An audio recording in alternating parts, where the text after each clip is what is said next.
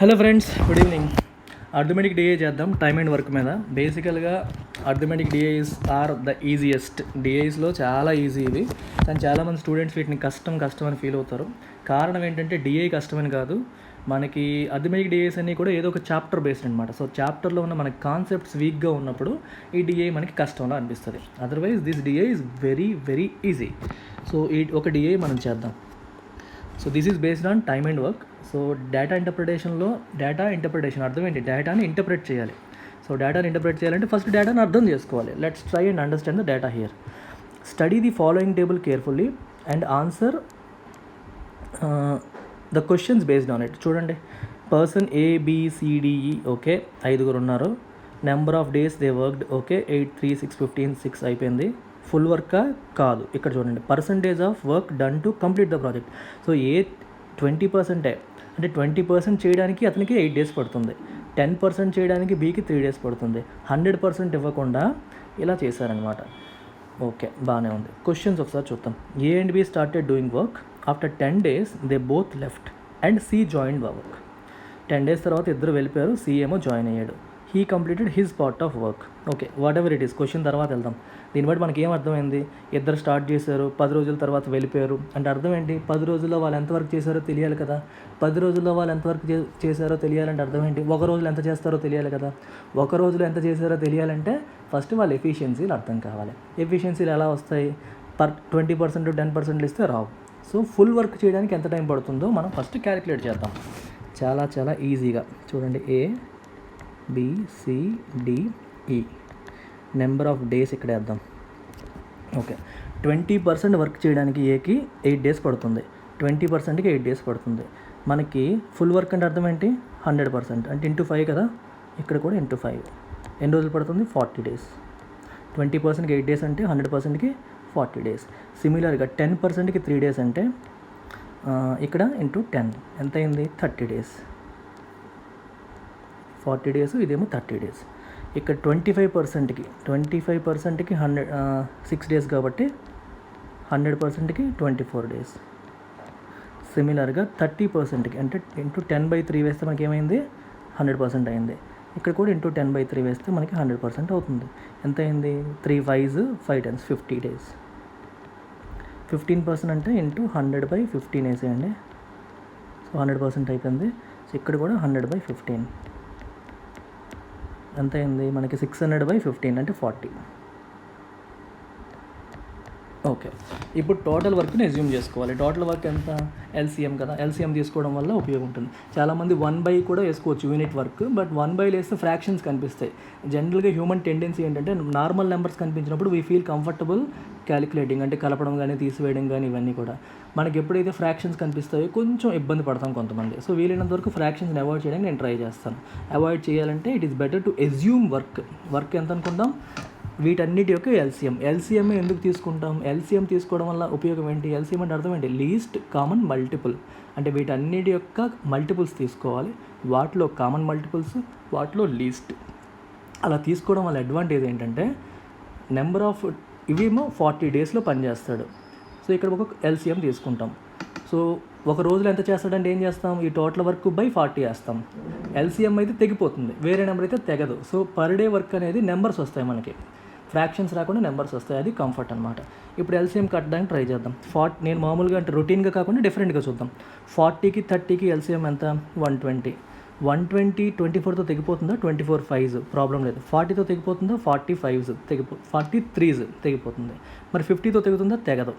So ఈ 4 నెంబర్లకి LCM 120. 120కి 50కి LCM తీసుకోండి. 120కి 50కి LCM 600. So let's take it as 600. So 600 total work తీసుకుంటే మనం ఇంకా ఇండివిజువల్ వర్క్ కట్టేయడమే ఇంకా.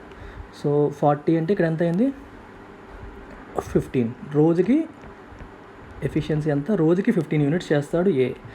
రోజుకి 20 units చేస్తాడు బి. రోజుకి 15 units 24 కదా, 25 25 600. 25 units చేస్తాడు సి. 50 కదా, 50 12 units చేస్తాడు డి. 40 కాబట్టి 15 units చేస్తాడు ఈ. ఇవి ఎఫిషియన్సీస్ అనమాట. పర్ డే వాళ్ళు ఎంత వర్క్ చేస్తారనేది మనకి ఇక్కడ వస్తుంది.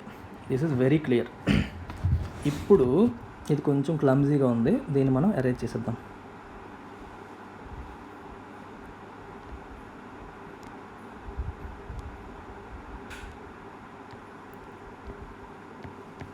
రైట్. సో ఇప్పుడు ఏం చేద్దామంటే సమ్ చేద్దాం. A and B started doing the work. Okay, after 10 days they both left. 10 రోజుల తర్వాత ఇద్దరు వెళ్ళిపోయారు. సో ఇలాంటి వాటికి I prefer drawing this line.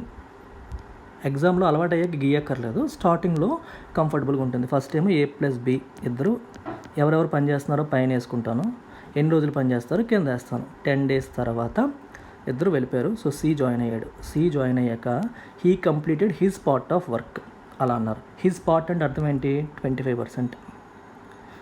C 25%. 25%కి ఎన్ని రోజులు తీసుకుంటాడు? C 6 days. సో C పని చేసిందంతా 6 days. 6 days పని చేశాడు కాబట్టి 25% ఎంత? 25 × 6 ఎంత అయింది?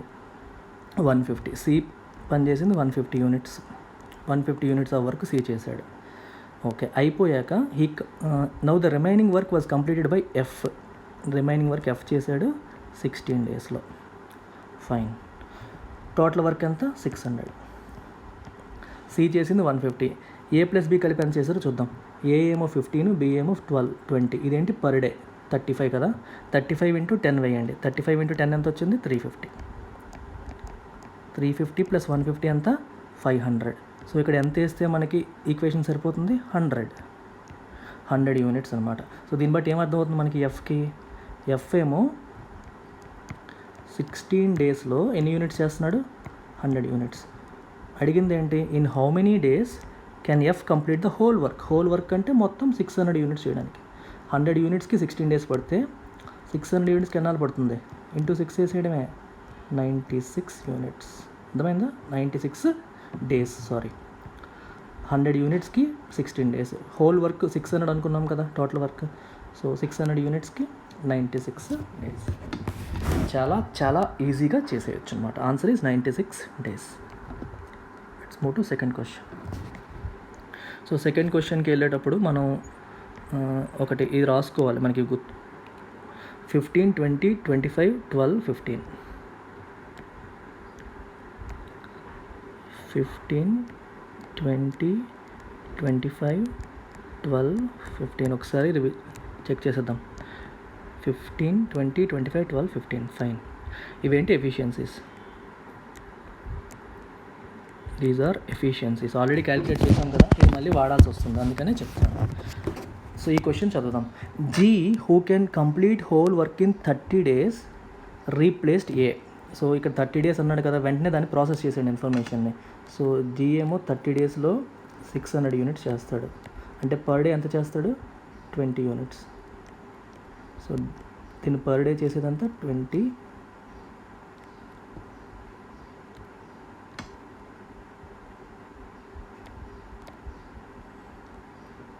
సో పర్ డే తను 20 units చేస్తాడు. Right. This is his efficiency. G యొక్క ఎఫిషియన్సీ ఇది. And did a spot of work. A spot of work అంటే అర్థం ఏంటి? 20%. సో స్టార్ట్ చేసింది ఎవరు? G. ఇలాగే మళ్ళీ గీసుకుందాం. స్టార్టింగ్ G కదా, ఎంత చేశాడు? 20% ఆఫ్ ద వర్క్ చేశాడు. 20% ఆఫ్ ద వర్క్ అంటే అర్థం ఏంటి? 600లో 20% ఎంత? 120 units. సో G చేసింది ఎంత? 120 units. ఇప్పుడు రోజుకి 20 units చేస్తాడు కదా, 120 units చేయడానికి ఎన్ని రోజులు పడుతుంది? 6 days. సో G వర్క్ చేసిన టైం ఎంత? 6 days అనమాట. ఇలా రాసుకోవాలి. He left and then B also worked for same number of days. So B పని చేస్తాడు సేమ్ నెంబర్ ఆఫ్ డేస్, అంటే మళ్ళీ 6 days అయిపోయింది. సో B ఎఫిషియన్సీ ఎంత? 20. 20 × 6 ఎంత? 120. సో B చేసిన పని ఎంత? 120 units.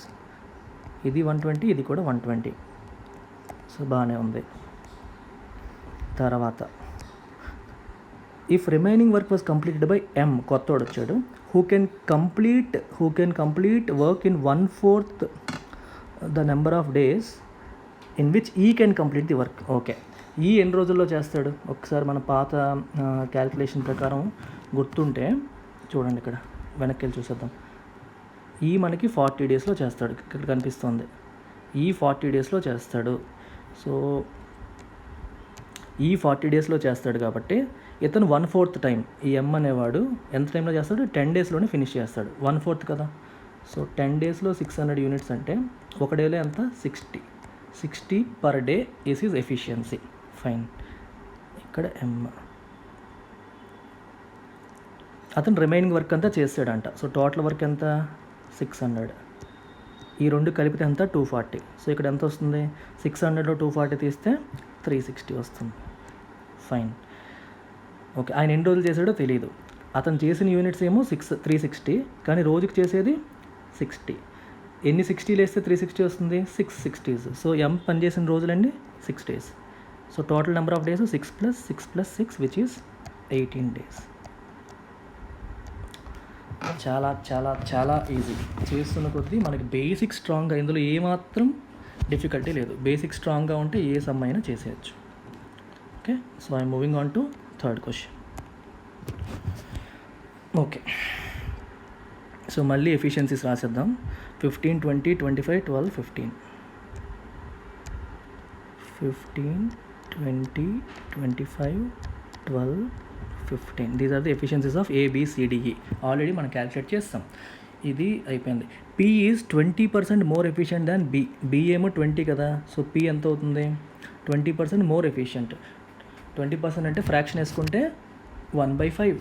సో 20లో 1/5, 5వ వంతు ఎంత? 4 కలిపేస్తే 24. P యొక్క ఎఫిషియన్సీ ఎంత? 24. Q is 60% more efficient than C. 60%. C ఎంత? 25. 25లో 60% అంటే 3/5. 3/5 × 25 ఎంత అవుతుంది? 15 అవుతుంది. 15 + 25 40. So Q efficiency 40. So PQ రెండు వచ్చేసాయి.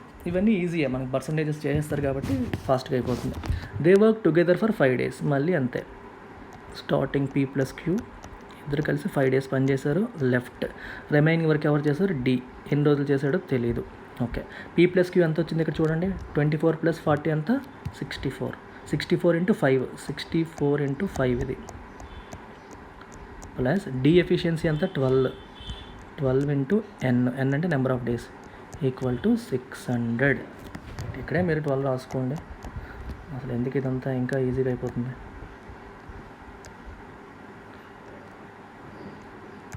రైట్. సో 64 × 5 అంటే ఎంత? 5 60s 300, 320 కదా. ఇది 320. ఇక్కడ ఎంత వేస్తే మనకి 600 వస్తుంది? 600లో 320 తీస్తే 280. సో N ఎలా వస్తుంది? Number of days 280/12.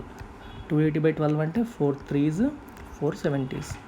ఆన్సర్ ఎంత? 70/3 which is 23, 1/3 days. That's it. Dead easy. చాలా చాలా చాలా ఈజీ క్వశ్చన్. ఇందులో 3 క్వశ్చన్సే తీసుకున్నాను. I hope it is clear. Arithmetic DA అంటే నేను తీసుకోవడం మరీ డిఫికల్ట్ డిఏ ఏమి కాదు ఇది, బట్ దీనికి కూడా చాలామంది కన్ఫ్యూజ్ అయ్యేవాళ్ళు, కంగారు పడేవాళ్ళు ఉన్నారు. What I'm trying to say, మళ్ళీ చెప్తున్నాను, basics are very very important. ఈయన బేసిక్స్ అనుకుంటూ కూర్చుంటాడు. బేసిక్స్ వస్తే ఎలా అయిపోతుంది, ప్రిలిమ్స్ అయిపోతుంది, మాకు మెయిన్స్ అవ్వట్లేదు అనుకుంటారు. ప్రిలిమ్స్ అయిన ప్రతి వాడు కూడా మెయిన్స్ కూడా చేయగలుగుతాడు. ఎప్పుడు చేయగలుగుతాడు? ప్రిలిమ్స్ సాల్వ్ చేసే విధానం అనేది పద్ధతిగా సైంటిఫిక్గా ఉంటాయి. ప్రిలిమ్స్ అవగొట్టడం కోసం అని చెప్పి షార్ట్ కట్లకి రాంగ్ రూట్లో కొంచెం అంత సైంటిఫిక్ మెథడ్స్లో నేర్చుకోకపోతే దాని ఇంపాక్ట్ మీకు మెయిన్స్ మీద పడిపోతుంది. అందుకే LTX క్లాసెస్లో ఎప్పుడు కూడా మెయిన్స్ని మాత్రమే దృష్టిలో పెట్టుకుని క్లాసులు చెప్తాం. కాన్సెప్ట్ ఓరియంటేషన్ ఎక్కువగా ఉంటుంది, బిట్ ఓరియంటేషన్ అప్పటికప్పుడు పని అయిపోయేది, లాంగ్ టర్మ్ థింకింగ్ అనమాట, షార్ట్ టర్మ్ థింకింగ్ కాదు. బ్యాంక్ ఆస్పిరెంట్ ఎవడైనా సరే ఓన్లీ ప్రిలిమ్స్ కోసం ప్రిపేర్ అవుతారా? మెయిన్స్ కోసమే కదా, జాబ్ కోసమే కదా. జాబ్ రావాలంటే మెయిన్స్ ఏ లెవెల్ ఉందో ఆ లెవెల్లో ప్రిపరేషన్ ఉండాలి కదా. ఆ లెవెల్ డే 1 నుంచి ఉంటుంది.